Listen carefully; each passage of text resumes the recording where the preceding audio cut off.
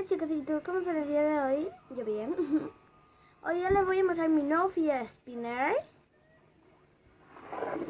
Viene en esta cajita, como ven es metálica. Y esto me gusta para no las de caja de cartón. Y vamos a ver, está súper bueno. Lo acabo de comprar afuera del colegio. Y está súper bueno. Y me costó 8,000. Está súper bueno, ¿no?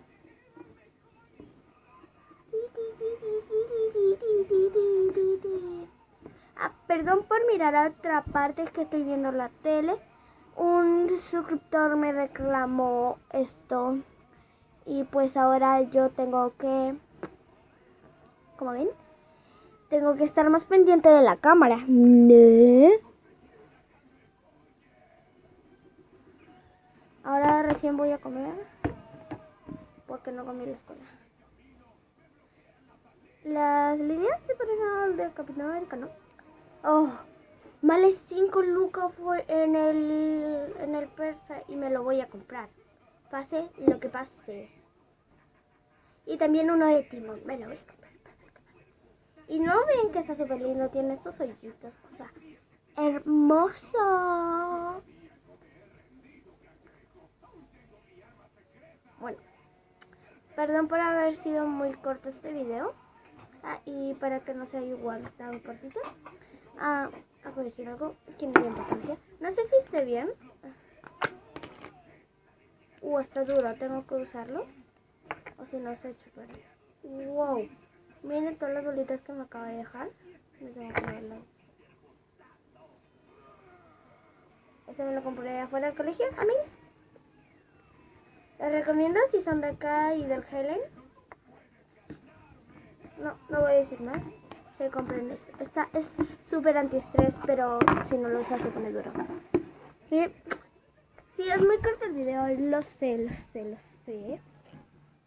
Y por eso les voy a decir algo muy importante. Vayan a ver el canal de Dog Lore.